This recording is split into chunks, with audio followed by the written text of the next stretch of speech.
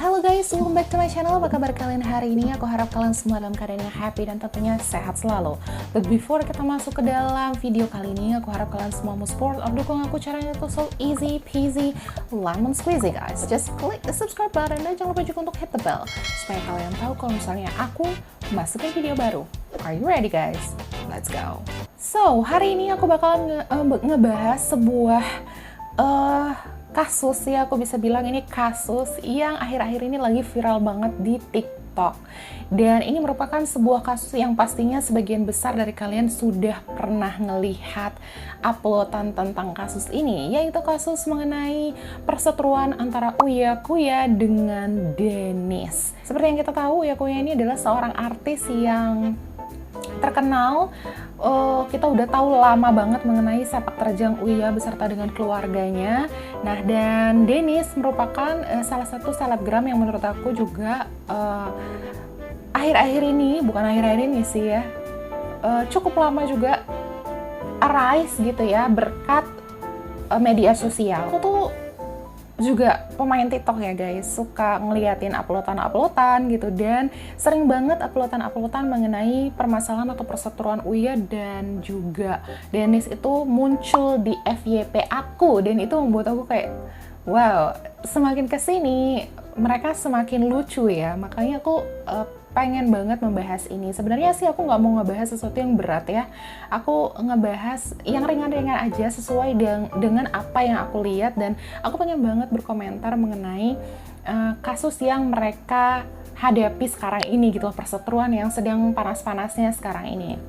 Nah, setahu aku nih awalnya perseteruan ini dimulai pada saat Kak Uya Kuya ya membagikan postingan di TikToknya yang baru dia buat tentang dia pada saat itu memandikan kucing. Nah, dari situlah Dennis kemudian berkomentar pada postingan tersebut dan bilang kalau masa orang kaya mandiin kucing sendiri, intinya gitulah ya, dan kalian semua pasti udah lihat videonya gitu.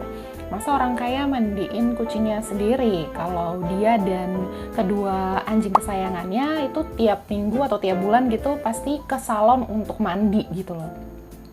Nah, menurut aku ya, setahu aku ya, dari situlah permasalahan ini terus menggulung kayak bola salju yang jatuh dari atas ke bawah gitu. Makin lama makin besar. Nah, setelah adanya postingan itu tuh, kemudian Kak Uya Kuya sendiri membalas dongnya postingan itu, dan menurut Nino Kuya, anaknya, itu tuh kemungkinan ya ada kata-kata dari Kak Uya Kuya yang kemungkinan membuat Kak Dennis ini tersindir atau merasa kurang pantas disebutkan, kemungkinan ya. Aku sendiri sebenarnya kurang begitu ngerti dan kurang begitu tahu sebenarnya kata yang mana yang membuat Kak Dennis ini geram gitu sampai membuat postingan berikutnya untuk membalas apa yang dikatakan sama Kak Uya Kuya ya. Nah, kemudian Nino bilang gitu kalau sebenarnya postingan yang dibuat sama Kak Uya Kuya itu sebenarnya adalah postingan yang niruin gayanya Siska Cole, salah satu selebgram yang juga seleb TikTok yang juga terkenal banget lewat postingan-postingannya yang wah-wah itu di TikTok gitu loh. Nggak ada sama sekali bermaksud nyindir Kak Dennis di sini. Nah, menanggapi postingan balasan dari Kak Dennis tentang anjing-anjingnya yang selalu dibawa ke salon, Kak Uya pun kemudian balas lagi nih dengan video TikTok lainnya yang atau komen di TikTok gitu yang bilang kalau satu kucingnya tuh seharga gajinya dia gitu loh, atau gaji orang lain lah gitu ya. Entah itu ditujukan direct langsung ke dia atau enggak, kan aku juga nggak berani berspekulasi gitu. Kira-kira ya dibilang satu kucingnya tuh aja seharga gajinya dia atau gajinya kita gitu ya kan. Nah, nggak terima sama postingan ini atau komentarnya Uya terhadap apa yang dia komentarin gitu. Akhirnya Kak Dennis pun kemudian membuat video balasan lagi nih membahas tentang mobil-mobil lama yang dikumpulkan atau mobil-mobil koleksinya keluarganya Uya nih, mobil-mobil lama, mobil-mobil jadul. Kalau di sini Kak Dennis beranggapan bahwa mobil-mobil jadul itu ya nggak keren lah ya, udah jadul lah gitu, udah butut lah gitu kalau kata Kak Dennis gitu. Dan Kak Dennis di sini juga membanding-bandingkan koleksi mobilnya keluarganya Kak Uya dengan mobil milik Kak Denis yang ada di rumahnya dia gitu loh, nggak sebanding lah kira-kira gitu. Nah di sini juga Kak Denis ada nggak bawa-bawa tentang anaknya Kak Uya, yaitu Nino Kuya, yang pada saat itu tuh sedang ada postingan sedang bermain gitar dan bernyanyi. Nah di sini Kak Denis mengomentari kalau si Nino ini mainnya cuman gitar lip sync aja gitu, gitar sing aja gitu ya kan, karena di belakangnya katanya ada orang yang mainin gitu. Kalau Ninonya sih enggak, pura-pura doang, cuman kayak dipetik-petik aja gitarnya tapi nggak ada suaranya. Nah nggak sampai di situ, ternyata Kak Denis juga ikut mengomentari tentang hobi dari Cinta Kuya yang suka banget sama anime, kemudian dia juga wibu, dan gak segan-segan juga Kak Denis untuk ngomentarin penampilannya penampilannya Cinta Kuya yang dari atas sampai ke bawah, yang menurut dia itu halu, nggak keren, nggak bagus gitu. Maafin aku kalau misalnya apa yang aku ngomongin nggak sesuai sama yang Kak Denis omongin ya, ini cuman pendapat aku aja, dia ngomongnya kayak gitu. Cuman paraphrasing aja guys. Bahkan ya Kak Denis juga kemudian mengeluarkan atau upload another video TikTok gitu yang membahas tentang peribahasa. Nah peribahasanya ini sebenarnya kebalik gitu. Entah menurut Kak Denis pada saat itu mungkin tujuan Kak Denis adalah untuk sekedar lucu-lucuan aja kali ya, mau ngebalik peribahasa, atau memang Kak Denisnya pada saat itu nggak fokus dan akhirnya salah tulis, atau memang nggak tahu, aku juga nggak tahu. Tetapi di postingan itu tuh memang tulisannya berbeda gitu ya, kebalik lah gitu. Dan kemudian Kak Uya ikut kembali membalas apa yang diposting sama Kak Denis pada saat itu, bilang kalau ini postingannya kebalik nih, kata-katanya salah nih, kebalik nih gitu. Dan dari situ juga mereka terus-terusan tuh sama-sama nggak terima, terus-terusan melakukan video balas-membalas melalui TikTok. Nah, permasalahannya tuh nggak cuma di itu aja guys. Nah, ternyata kemudian karena anak-anaknya udah ikut terseret dalam pertikaian mereka, istrinya Kak Uya Kuya, Kak Astrid juga ikut mengomentari apa yang Kak Denis posting atau apa yang Kak Denis ucapkan gitu untuk anak-anak mereka, dan merasa tidak terima gitu permasalahannya sama mereka, kenapa malah anak-anaknya ikut dibawa-bawa gitu. Nah, ternyata usut punya usut, pernah memang Kak Denis ini mengendorse Nino Kuya untuk bunga untuk acara anniversary antara Kak Uya dengan Kak Astrid gitu loh. Jadi pakai bunga dari Denis, pakai bunga dari tokonya dia. Jadi yang di endorse adalah tokonya dan bunganya dia gitu. Nah, tetapi di sini Kak Denis merasa tidak terima karena pada suatu waktu Kak Uya itu beli bunga di toko lain dan ngasihin ke Kak Astrid gitu. Nah, di sini penjelasan Kak Astrid adalah yang di endorse adalah Nino Kuya. Kenapa? Pada saat Kak Uya Kuya yang beli bunga, suaminya yang beli bunga di toko lain, dia malah marah-marah gitu. Karena kan yang di endorse Nino, bukannya satu keluarga gitu. Jadi ya sebenarnya nggak ada masalah ya kalau misalnya ceritanya adalah yang di endorse hanya Nino Kuyanya aja, tetapi tidak satu keluarganya. Sebenarnya sih nggak ada masalah ya. Tetapi mungkin di sini menurut Kak Denis seharusnya nama bunga lain itu tidak dicantumkan dalam postingan apapun kecuali nama atau bunga dari tokonya Kak Denis, karena itu udah menyalahi peraturan dari etika dari mengendorse lah kira-kira kayak gitu. Tetapi ya Kak Astrid membalas, dan Kak Astrid bilang bahwa enggak lah, kan yang di endorse adalah Nino dan bukan satu keluarga dan bukan suaminya yaitu Kak Uya Kuya. Jadi ya sebenarnya nggak ada masalah, kenapa malah marah-marah gitu. Menurut Kak Astrid juga semua kewajiban yang harus Nino lakukan, mulai dari mengupload di Instagram, di YouTube, kemudian di TikTok mengenai bunga yang di-endorse sama Nino juga udah selesai gitu loh. Semuanya dilakukan dan memang sudah tidak ada masalah gitu. Nah, kenapa tiba-tiba kan suaminya yang beli bukan Nino gitu? Kenapa jadi masalah? Nah, gitu ya. Kak Astrid juga mengatakan di sini bahwa mereka bakalan mengganti uang yang sempat dipakai atau sempat digunakan untuk mengendorse Nino. Jadi mereka tuh mau ngembaliin uangnya dan minta ketemu untuk ngembaliin uangnya. Tapi di sini menurut mereka Kak Denisnya itu tidak menunjukkan itikat baik atau nggak mau ketemu sama mereka dan menghindar gitu.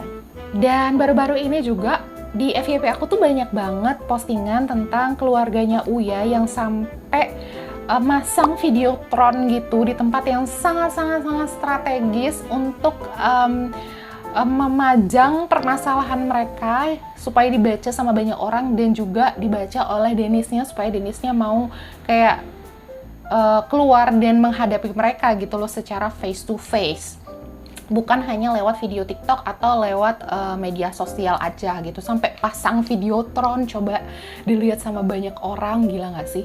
Emang kalau orang kaya kalau udah berantem itu bahaya banget ya, semuanya bisa dilakukan gitu loh.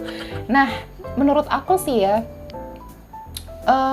yang pertama poinnya adalah kalau memang permasalahannya adalah soal endorse dan yang di endorse adalah anaknya aja, ya menurut aku ya seharusnya sih nggak masalah ya kalau suaminya mau beli bunga di tempat lain, asalkan di Instagram anaknya, di media sosial anaknya tuh sama sekali nggak upload atau tidak memunculkan nama dari toko lain selain tokonya Dennis gitu.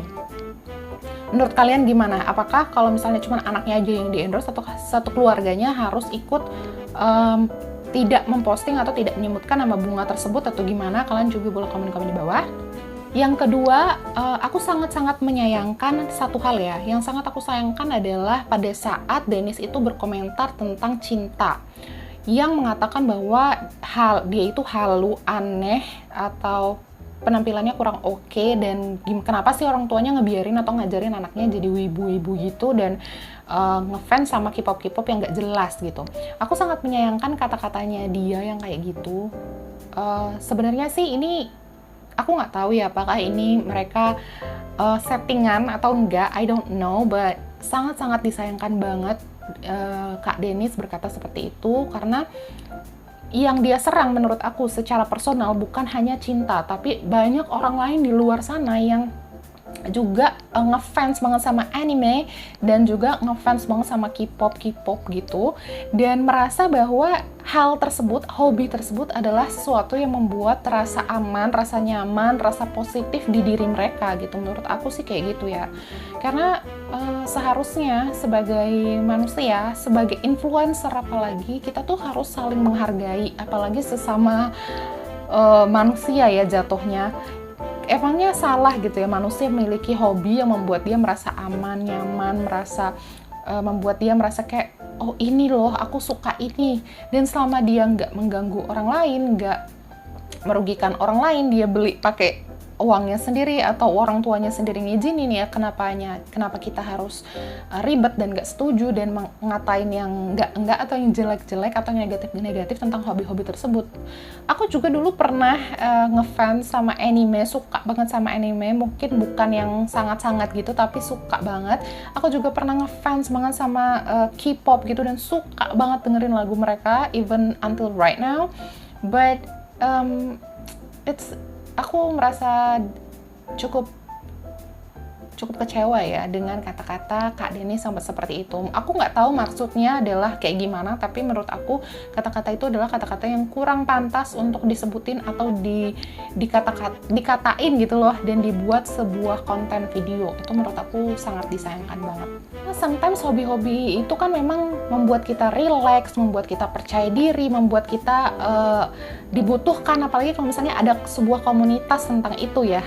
Biasanya kita merasa positif, relax, merasa kayak kita punya komunitas yang kuat, jadi membuat diri kita juga positif dan kuat gitu loh.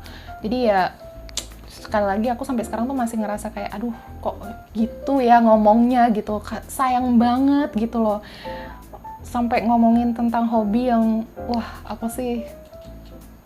Aku juga merasa bahwa kata-kata aneh yang dia lontarkan menurut aku juga nggak pantas ya. Itu bisa aja menyerang mental dia secara personal, bahwa menurut aku tuh semua orang yang suka sama hobi tertentu itu pasti, menurut aku ya, pasti terserang juga dan merasa tersinggung bahwa emang apa salahnya sih ngefans atau wibu gitu kan, atau suka sama K-pop, memang masalahnya apa gitu loh.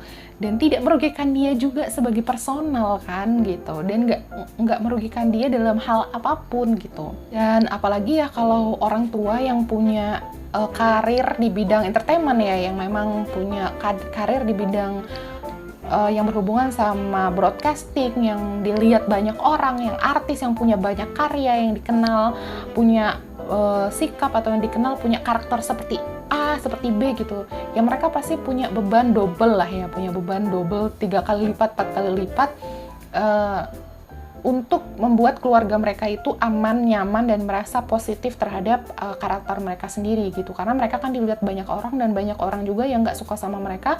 Apalagi di dunia zaman media sosial sampai sekarang ini, orang tuh merasa bebas banget untuk ngata-ngatain orang secara sangat-sangat kasar menurut aku, tanpa filter gitu, karena mereka menganggap bahwa nggak ketemu ini, dia nggak tahu ini gitu, dia nggak ngelihat aku ini, aku bisa mengatakan apapun, sebebas apapun, sesuka-suka aku gitu. Dan menurut aku orang-orang yang bekerja di entertainment mempunyai mental yang menurut aku sangat-sangat kuat, dan mereka harus menjaga keluarga mereka supaya tetap positif gitu loh, apalagi anak-anak yang lahir dari keluarga yang punya karir di bidang entertainment, guys.